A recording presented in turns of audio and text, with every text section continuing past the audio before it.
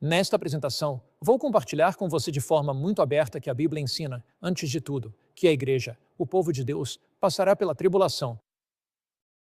Depois, vou mostrar como se preparar para o que está por vir e vamos dar uma olhada nas 7 últimas pragas, na Batalha do Armagedon e no momento em que o rio Eufrates seca e os reis do Oriente aparecem, para entendermos o que tudo isso significa.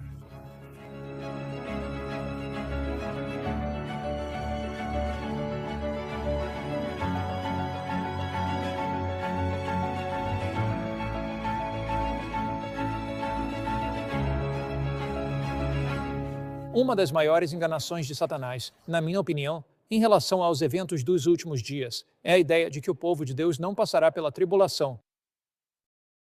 Por que isso é significativo? Isso é significativo porque, se você acredita que será arrebatado a qualquer momento e não precisa se preparar para o que está por vir, quando os eventos do futuro acontecerem, você ficará completamente sobrecarregado. Se você acredita que não estará aqui quando a marca da besta for imposta, se acredita que não estará presente nas grandes provações da história da Terra que estão por vir, então a sua preparação para esses eventos será significativamente diferente do que seria se você entendesse o que a Bíblia realmente diz. Mas primeiro, vamos diretamente à Bíblia e observar 4 ensinamentos claros das Escrituras que revelam que a igreja passará pela tribulação. Muitas pessoas leem livros sobre a tribulação. Elas ouvem seus pregadores favoritos na TV falando sobre a tribulação. Mas muitos deixam de ir diretamente à Bíblia para ver o que ela diz. Eu adoro aquele poema que diz: "O que diz a Bíblia? A bendita Bíblia para mim." Os ensinamentos dos homens tantas vezes me enganam. Mais que esta seja a minha única pergunta: o que diz a Bíblia? A bendita Bíblia para mim? Você não concorda que precisamos ir diretamente às Escrituras? Então vamos lá. Apocalipse, capítulo 15. Vamos começar pelo versículo 1. E vi outro sinal no céu, grande e maravilhoso, em 7 anjos que tinham as 7 últimas pragas, pois nelas se consuma a ira de Deus. Então, vemos aqui que João vê esses anjos com as 7 últimas pragas, prontos para liberá-las. Logo em seguida, sua visão é tirada da terra e colocada no céu, para nos dar confiança de que Cristo será vitorioso. Ele diz: "E vi como que um mar de vidro misturado com fogo, e os que tinham alcançado a vitória sobre a besta, sobre a sua imagem, sobre a sua marca e sobre o número do seu nome, estavam em pé sobre o mar de vidro, tendo as harpas de Deus." Quem está em pé sobre o mar de vidro? Quem faz isso? Aqueles que têm o quê? O que as Escrituras dizem? Aqueles que alcançaram a vitória sobre a besta.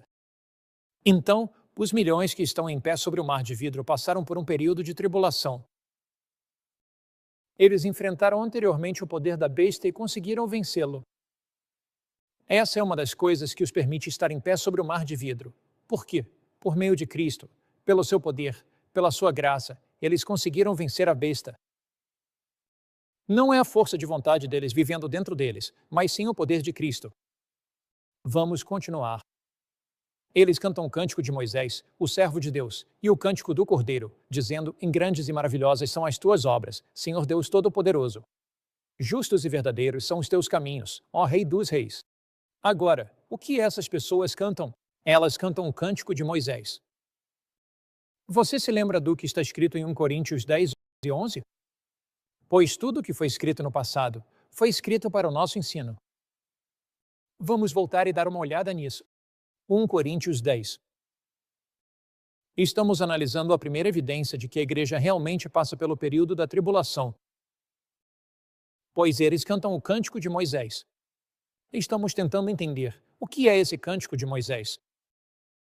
1 Coríntios 10 e 11. Todas essas coisas lhes aconteceram como exemplos, e foram escritas para advertência nossa, para quem já chegaram os fins dos tempos. Acabou de falar sobre Israel e que os acontecimentos que ocorreram no antigo Israel são exemplos para nós em nossa fé. Você se lembra de quando Deus tirou Israel da escravidão do Egito? Moisés os guiou pelo deserto. Eles chegaram ao Mar Vermelho e, ao se aproximarem do mar, havia montanhas de um lado e deserto do outro. Os exércitos egípcios os perseguiam em seus carros de guerra.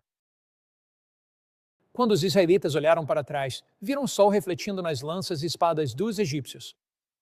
Eles ouviram o estrondo dos carros de guerra egípcios. Eles ficaram ali, sabendo que a morte certa era inevitável. Mas Deus disse a Moisés: vá em frente, coloque os pés na água. E Moisés colocou os pés na água. O mar vermelho se abriu, os israelitas passaram, e então Moisés e seu povo chegaram ao outro lado. Mas o que aconteceu com os egípcios? A água desabou sobre eles. No final das pragas, Moisés e seu povo atravessaram o Mar Vermelho. Mas você se lembra do que aconteceu antes disso? Houve 10 pragas. Elas foram derramadas sobre o Egito. Onde estavam os israelitas durante essas 10 pragas? Eles estavam dentro do Egito. O que aconteceu quando o mar se abriu? Eles foram libertos e os egípcios foram destruídos. Foram mortos dentro do rio, dentro do Mar Vermelho. Agora, do outro lado do mar, em Êxodo, capítulo 15, você verá que Miriam começa a liderar os israelitas no cântico, e chamamos isso de o Cântico de Moisés. Êxodo, capítulo 15. Israel estava presente durante as pragas, foi liberto ao final das pragas, e o Cântico de Moisés é um cântico de vitória e triunfo para Israel. Veja, Êxodo 15. Então cantaram Moisés e os filhos de Israel este cântico. Este é o cântico de Moisés, Êxodo 15, versículo 1, ao Senhor. E disseram: encantarei ao Senhor, porque triunfou gloriosamente. Ele lançou o cavalo e seu cavaleiro no mar. O Senhor é minha força e meu cântico, ele se tornou a minha salvação. Ele é meu Deus, e eu o prepararei uma habitação, o Deus de meu pai, e eu o exaltarei. O Senhor é homem de guerra, Senhor é o seu nome. Os carros de Faraó e seu exército ele lançou no mar. Então, o que é o cântico de Moisés? É o cântico da vitória. É o cântico do triunfo. É o cântico que, ao final das pragas, o povo de Deus foi liberto. O que cantamos? O cântico de Moisés. O que é isso? É o cântico de vitória e triunfo, de que alcançamos a vitória pela graça de Cristo sobre a besta, e nós não recebemos a marca da besta. Fomos fiéis e permanecemos firmes por Deus durante esse período das pragas. Fomos libertos ao final das pragas, e estamos de pé sobre o mar de vidro. Bem, aqui está a primeira evidência, em todas aquelas coisas que aconteceram com eles aconteceram como exemplos. Elas foram escritas para nossa advertência, para quem já chegaram os fins dos séculos. Então, a experiência de Israel ao passar pelas pragas é um exemplo para nós de que passaremos pelas pragas protegidos por Deus, libertos por Deus, e ao final desse tempo, cantaremos o cântico da vitória. Em Apocalipse capítulo 15, temos a segunda evidência de que realmente passamos pelas pragas. Novamente, se você ler o que muitas pessoas dizem, elas vão afirmar que somos libertos antes das pragas, arrebatados, se preferir. Mas isso não é, de fato, o que a Bíblia ensina. Apocalipse, capítulo 15, e repare no que as Escrituras dizem. Quando seguimos a Bíblia, e fazemos isso com muita clareza, o próprio Deus se revela a nós na Bíblia. Você se lembra de João 17, versículo 17, que diz: quem santifica-os na tua palavra, a tua palavra é o quê? Verdade. E então, ao olharmos aqui para Apocalipse 15, diz no versículo 6, e saíram do templo os 7 anjos, tendo os 7 flagelos, vestidos de linho puro e resplandecente, e cingidos ao peito com cintos de ouro. E um dos 4 seres viventes deu aos 7 anjos 7 taças de ouro. Essas são as taças das 7 últimas pragas, cheias da ira de Deus, que vive para todo sempre. Agora, repare no versículo 8. E o templo encheu-se de fumaça por causa da glória de Deus e do seu poder. E ninguém podia entrar no templo até que se cumprissem as 7 pragas dos 7 anjos. Agora, não está claro? Poderia ser mais claro do que isso? Ninguém pôde entrar no templo até que as 7 pragas fossem cumpridas. Portanto, não entramos no templo de Deus, no céu, antes das pragas. Nós passamos pelas pragas, cantamos o cântico da vitória e então entramos no templo. Você consegue se lembrar de outra ocasião na Bíblia em que o templo foi preenchido com a fumaça e a glória de Deus? Com certeza. Quando o templo, o santuário literal na terra, foi inaugurado, o templo se encheu da glória de Deus e ninguém podia entrar nele. E assim, mais uma vez, o templo será preenchido com a glória de Deus ao final das pragas. Os ímpios terão sido destruídos quando Jesus vier. E quando Jesus vier, ele vem para nos levar para casa. E a sua glória encheu o templo. Agora, nós entramos no templo de Deus com ele. Então, essa é a segunda evidência de que ninguém pode entrar no templo até que as 7 pragas sejam cumpridas. A terceira evidência, claro, está nos Salmos. Você tem salmo após salmo que fala sobre o fato de que nós passamos pelas pragas, passamos pela tribulação, passamos pelas provações e dificuldades, e Deus nos protege. Um bom exemplo disso é o Salmo 91. Salmo 91. E aqui, no Salmo 91, temos pragas e promessas. Esse é um dos salmos mais encorajadores de toda a Bíblia. Diz assim: Direi do Senhor, versículo 2, Ele é o meu refúgio e a minha fortaleza, o meu Deus, em quem confio. Certamente Ele te livrará do laço do passarinheiro e da peste perniciosa. Qual é a primeira praga? É a peste perniciosa. Ele vai nos livrar disso. Ele te cobrirá com suas penas, e debaixo de suas asas encontrarás refúgio. Não terás medo do terror noturno, nem da flecha que voa de dia, nem da peste que se propaga nas trevas. Qual é a outra praga? É a peste que anda nas trevas, nem da mortandade que assola ao meio-dia. Qual é a outra praga? O sol que queima os homens. Então, isso obviamente está falando das pragas. 1000 cairão ao teu lado, Salmo 91, versículo 7, 10.000 à tua direita, mas tu não serás atingido. Portanto, passaremos pelas pragas com fé em Cristo, protegidos por Cristo durante as pragas, e veremos 1000 caírem ao nosso lado, mas isso não chegará até nós. Por quê? Porque estamos debaixo da sombra de suas asas. Ele está nos protegendo e guiando durante essas pragas. Ele é o nosso defensor durante as pragas. Agora, repare no que diz. Aqui no versículo 8. Somente com os teus olhos contemplarás e verás a recompensa dos ímpios. Portanto, veremos os juízos de Deus caindo sobre os ímpios durante esse período, durante as pragas. Porque fizeste do Senhor, que é o meu refúgio, o Altíssimo, a tua habitação. Nenhum mal te sucederá. Agora, repare na próxima frase. Nem praga alguma chegará à tua tenda, porque aos seus anjos dará ordens a teu respeito, para te guardarem em todos os teus caminhos. Então, perceba que diz, e nenhuma praga chegará à tua tenda. Porque estamos ali, protegidos por Deus. Lembre-se do Salmo 46, em Deus é o nosso refúgio e fortaleza, socorro bem presente na angústia. Portanto, não temeremos, ainda que a terra se mude, ainda que os montes se transportem para o meio do mar, Deus está no meio dela, não será abalada, Deus ajudará ao romper da manhã. Então, mais uma vez, ao longo dos Salmos, Deus é o nosso refúgio e fortaleza. Aqui está a última evidência, que são as parábolas de Jesus. Nas parábolas de Jesus, o trigo e o joio existem juntos até a colheita final. Não há um arrebatamento seguido de uma tribulação de 7 anos e depois Cristo vindo para buscar seus santos no início e vindo com seus santos no final. Nós não encontramos isso. Você não encontra isso nas parábolas. Por exemplo, você olha para Mateus capítulo 13, e ali está a parábola do trigo e do joio. E, em Mateus capítulo 13, diz no versículo 30, deixem ambos, ou seja, o trigo e o joio, crescerem juntos até a colheita, e no tempo da colheita direi aos ceifeiros, ajuntem primeiro o joio e amarrem-no em feixes para ser queimado, mas recolham o trigo no meu celeiro. Então, nessa parábola, o joio é recolhido primeiro e queimado, depois o trigo. Em outras palavras, é um evento simultâneo. Ele conta outra parábola, a parábola do reino dos céus, como um grão de mostarda, e fala sobre como ele cresce e se expande pela terra. Então o evangelho vai avançar.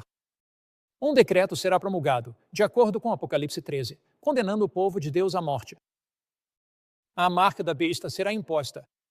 O povo de Deus será fiel a ele, e enquanto forem fiéis, cada indivíduo na terra tomará uma decisão final e irrevogável a favor de Cristo ou contra Cristo. Quem é justo, continue sendo justo. Quem é santo, continue sendo santo. Quem é injusto, continue sendo injusto. Quem é impuro, continue sendo impuro. Quando essas decisões são tomadas, a liberdade condicional humana se encerra. As 7 últimas pragas então são derramadas. O povo de Deus confia fielmente nele durante as pragas. Ao final das pragas, eles cantam o cântico de Moisés. Eles são protegidos durante as pragas. O trigo e o joio crescem juntos até a colheita. No final dessas pragas, Jesus vem. Ele recolhe o seu trigo para o seu celeiro. Seu povo é arrebatado para encontrá-lo nos céus. Os mortos justos são ressuscitados, os vivos justos são transformados pelo seu poder e graça, e os ímpios são destruídos pelo esplendor de sua vinda naquele momento. Agora, você pode se perguntar: e o amor de Deus? Podemos analisar essas pragas uma a uma, ver por que Deus derrama essas pragas? São julgamentos arbitrários? E quanto ao amor de Deus nas pragas? Vamos começar com Apocalipse 16. Vamos analisar cada uma das pragas especificamente e nos perguntar onde está o amor de Deus. Vamos para Apocalipse 16, versículo 1. E ouvi uma grande voz vinda do templo, dizendo aos 7 anjos: vão e derramem as taças da ira de Deus sobre a terra. O primeiro foi e derramou sua taça sobre a terra. E surgiu uma úlcera maligna e dolorosa nos homens que tinham a marca da besta e que adoravam a sua imagem. Agora, repare, sobre quem cai essa úlcera maligna e dolorosa, essa ferida horrível? Sobre aqueles que têm a marca da besta. Bem, obviamente, então deve haver pessoas vivendo na terra que não têm a marca da besta, ou seja, o povo de Deus. Portanto, ela cai sobre aqueles que têm a marca da besta. É uma aflição física. O que o poder da besta disse? Quando a marca da besta foi imposta, aqueles que a impuseram disseram: você deve aceitar a marca da besta, e se não aceitar, será fisicamente prejudicado, será machucado fisicamente. Você será açoitado. Será perseguido. Se não aceitar a marca da besta, você e seu corpo sofrerão uma dor enorme. Então aqui, a primeira praga nos mostra que só a segurança física em Cristo. Aqueles que receberam a marca da besta sofreram com a úlcera maligna e dolorosa. O que isso quer dizer? Está dizendo para entregar sua vida a Cristo. Toda a segurança física está em Cristo. Cristo é o nosso refúgio e fortaleza. Vamos para a segunda praga. E aqui na segunda praga diz: e o segundo anjo derramou a sua taça sobre o mar, e este se tornou como o sangue de um morto, e morreu todo o ser vivente que havia no mar. Você consegue imaginar o que aconteceria se todo ser vivo do mar morresse? Pense na poluição, pense no mau cheiro e na podridão. Pense na interrupção das cadeias de suprimentos. Pense no fato de que você não poderia enviar mercadorias pelo mar. Isso criaria um desastre econômico e comercial. O comércio econômico pararia quase imediatamente. Lembra do que disseram aqueles que impuseram a marca da besta? Eles disseram: você não pode comprar nem vender, você não vai conseguir comer. Mas aqui, na segunda praga, aquilo que eles prometeram, eles não conseguiram cumprir. E na segunda praga, o que está escrito? Toda a segurança econômica está em Cristo. Na verdade, a Bíblia diz que o nosso pão e a nossa água serão certos durante esse tempo. Davi diz: e nunca vi o justo desamparado, nem a sua descendência mendigar o pão. Jesus promete, durante esse período, que cuidará de nós. Então, a primeira praga diz que toda a segurança física está em Cristo. A segunda praga diz que toda a segurança econômica está em Cristo. Veja o que diz em Apocalipse capítulo 16, terceira praga. O terceiro anjo derramou a sua taça sobre os rios e as fontes das águas, e elas se tornaram em sangue. E ouvi o anjo das águas dizer: injusto és tu, ó Senhor, que és, que eras e que has de ser, porque julgaste assim. Versículo 6. Pois eles derramaram o sangue dos santos e dos profetas, e tu lhes deste sangue para beber, porque são dignos disso. E ouvi outro do altar dizer: sim, Senhor Deus Todo-Poderoso, verdadeiros e justos são os teus juízos. Agora veja, por que Deus lhes dá sangue para beber? Está explicado aqui. Eles derramaram o sangue dos santos e dos profetas. Em outras palavras, eles decretaram a morte e quiseram destruir e matar o povo de Deus. E então aqui diz que eles receberam sangue para beber. O que isso quer dizer? Diz que a nossa vida está escondida com Cristo em Deus. A vida é um presente que Deus nos dá, e a nossa vida está escondida com Cristo em Deus. Veja, a primeira praga mostra que toda a segurança física está em Cristo. A segunda praga mostra que toda a segurança econômica está em Cristo. A terceira praga mostra que a sua própria vida está em Cristo. Afinal, qual é a quarta praga? Na quarta praga, o sol queima os homens. Toda adoração verdadeira está em Cristo. A marca da besta tem a ver com a mudança da lei de Deus do sábado do sétimo dia para domingo, o primeiro dia. O sábado é o selo do Deus vivo, e o sol tem sido objeto de adoração de divindades pagãs ao longo dos séculos.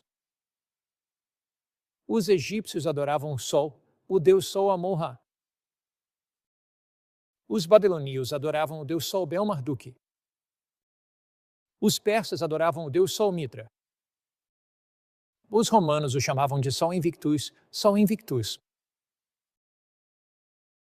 Adoração ao Sol, mas, ainda assim, nos dias de Constantino, a adoração ao Sol infiltrou-se na Igreja cristã. No futuro, haverá a imposição da marca da besta. E aqui, nesta quarta praga, diz que toda adoração verdadeira está em Cristo. A próxima, a quinta praga, fala sobre trevas no trono da besta. Eles buscaram luz no poder da besta, mas só encontraram trevas. Procuraram a verdade no poder da besta, mas só encontraram falsidade. Então, o que isso quer dizer? Diz que Jesus é a luz do mundo. Na verdade, João capítulo 8, versículo 12, diz, Jesus diz, eu sou a luz do mundo. Quem me segue não andará em trevas. A Bíblia, Salmo 119, versículo 105, em tua palavra é lâmpada para os meus pés e luz para o meu caminho. Então, aqui a quinta praga fala sobre o fato de que essas pessoas seguiram o erro, seguiram a superstição, seguiram invenções humanas, mas ainda assim existe a verdade. As pragas são pragas literais, mas têm lições espirituais que são a sua base. Naquela primeira praga, toda a segurança física está em Cristo. Naquela segunda praga, toda a segurança econômica está em Cristo. Naquela terceira praga, a nossa própria vida está em Cristo. Naquela quarta praga, onde se fala sobre o sol queimando os homens, a verdadeira adoração está em Cristo. Naquela quinta praga, toda a luz está em Cristo. Ele é a luz da vida. Na sexta praga, diz, o sexto anjo derramou a sua taça sobre o grande rio Eufrates, e a sua água secou, para que se preparasse o caminho dos reis do Oriente. E vi 3 espíritos imundos, semelhantes a rãs, saírem da boca do dragão, da boca da besta e da boca do falso profeta, pois são espíritos que realizam milagres e que enganam o mundo inteiro, reunindo-os para a batalha do grande dia do Deus Todo-Poderoso. Bem-aventurado, eis que venho como um ladrão. Bem-aventurado aquele que vigia e guarda as suas vestes, para que não ande nu e não vejam a sua vergonha. Vamos pausar aqui. Jesus diz isso depois de 6 pragas. Depois de quando? Você tem a primeira praga, a úlcera maligna. A segunda praga, o mar e as águas se transformam em sangue. A terceira praga, eles têm sangue para beber. A quarta praga, o sol queima os homens. A quinta praga, trevas sobre o trono da besta. Então vem a sexta praga e ele diz, eis que venho como um ladrão. Vigie, guarde suas vestes. Que sentido faria Jesus dizer, eu venho como um ladrão, depois de 6 pragas e das 6 pragas terem sido derramadas, se ele já tivesse vindo como um ladrão antes disso? Que sentido faria ele dizer, eis, aguente firme, não desista. Vigie e guarde as vestes do seu caráter, se ele já tivesse vindo? Então, esse texto por si só, se fosse tudo o que tivéssemos, e temos muito, muito mais, já provaria que passamos pela tribulação fiéis a Cristo. Agora, o que significa o sexto anjo ter derramado sua taça sobre o grande rio Eufrates? Na Bíblia, água representa povos, nações ou línguas. Apocalipse 17, versículo 15, diz, e ele me disse, nas águas que viste, onde se assenta a prostituta, são povos, multidões, nações e línguas. Então, o rio Eufrates, nos tempos antigos, passava por Babilônia. Quando o rio Eufrates secou, Ciro e suas tropas marcharam pelo leito seco do rio, subiram até a cidade da Babilônia, atacaram-na e a derrubaram naquela noite. O rio Eufrates, o rio literal, era o sistema de apoio para a Babilônia. Nos últimos dias, temos a Babilônia espiritual. Confusão, religião falsa, erro, apostasia, ilegalidade, viver de maneira contrária à lei de Deus. O rio Eufrates, o que ele representa? Nos tempos antigos, ele representava o sistema de apoio de uma cidade literal, a Babilônia. Mas o que ele representa de acordo com Apocalipse 17 e 15? Povos, nações, línguas, e assim o sistema de apoio da Babilônia seca. Ou seja, pessoas que antes faziam parte desse sistema se voltam contra ele. Por quê? Porque os que impõem a marca da besta disseram, se tivermos um governo mundial, se você atece, se você aceitar a marca da besta, se você adorar da maneira que ordenamos, se você fizer isso, isso trará paz e alegria à terra. Mas isso não aconteceu. As pragas vieram em rápida sucessão. Então, o sistema de apoio à Babilônia, a essa união político-religiosa, essa união de igreja e Estado, todo esse sistema de apoio desmorona porque eles não conseguiram cumprir o que prometeram. E então, o que acontece? O diabo sabe que precisa fazer alguma coisa. Então diz: são espíritos de demônios, que realizam milagres e vão aos reis da terra. Eu vi, verso 13, 3 espíritos imundos, semelhantes a rãs, saindo da boca do dragão. Isso é o paganismo. A besta, isso é o papado. E a boca do falso profeta, isso é o protestantismo. Essa é a união triunfante das religiões falsas, todas unidas. E Satanás age por meio de milagres. Ele tenta enganar, e isso leva à grande batalha do Armagedon. Qual é o verdadeiro significado da batalha do Armagedon? Todas as forças do inferno estão unidas. Todas as forças do mal estão unidas, e elas avançam contra o povo de Deus para destruí-lo. É esse conflito final entre o bem e o mal. É esse conflito cósmico entre Cristo e Satanás. Mas, nesse momento, ocorre a 7ª praga. Pedras de granizo caem do céu. Nós lemos isso aqui. E o 7º anjo derramou sua taça no ar. E veio uma grande voz do céu, do trono, dizendo: está feito. Houve vozes, trovões, relâmpagos e um grande terremoto, e a grande cidade, Babilônia, foi dividida e caiu, e toda montanha e ilha foram removidas dos seus lugares, e uma pedra de granizo do tamanho de um talento caiu do céu, isso equivale a 30 quilos. Então, o que acontece? Jesus disse: está feito. Acabou. Pecado, doença e sofrimento, nunca mais. Doença, desastre e morte, nunca mais. Poluição e pobreza, nunca mais. Confusão e caos, nunca mais. Jesus disse: é hora de buscar o meu povo. É hora de libertar o meu povo. Então Jesus desce pelo corredor do céu, mas antes disso, a 7ª praga acontece. Terremoto, toda montanha e ilha são removidas dos seus lugares. As pedras de granizo caem. Os ímpios são destruídos. Os justos mortos são ressuscitados. Os justos vivos são transformados. Justos mortos e justos vivos recebem corpos imortais. Eles são arrebatados para encontrar Cristo nos céus. Eles foram fiéis a Cristo, fiéis quando a marca da besta apareceu, fiéis nas 7 últimas pragas. Pela sua graça, pelo seu poder, por sua misericórdia, por seu amor, eles não cederam. Meu amigo, Jesus está te conduzindo a algo muito mais profundo do que você já experimentou no passado. Ele está te guiando para uma fé que vai suportar provações, dificuldades e sofrimentos, a fé de Jesus.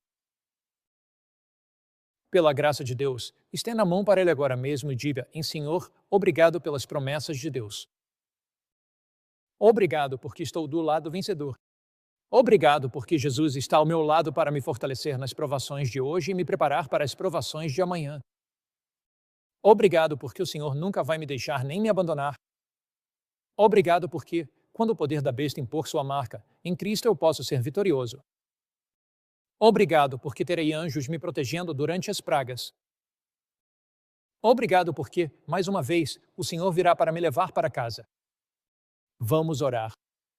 Pai do céu, te agradecemos de todo o nosso coração porque Jesus Cristo é nosso Salvador e Redentor, porque Ele morreu por nós e porque Ele virá novamente para nos buscar. Nós te louvamos por isso. Em nome precioso de Jesus, entregamos nossas vidas a Ti. Em nome de Cristo. Amém.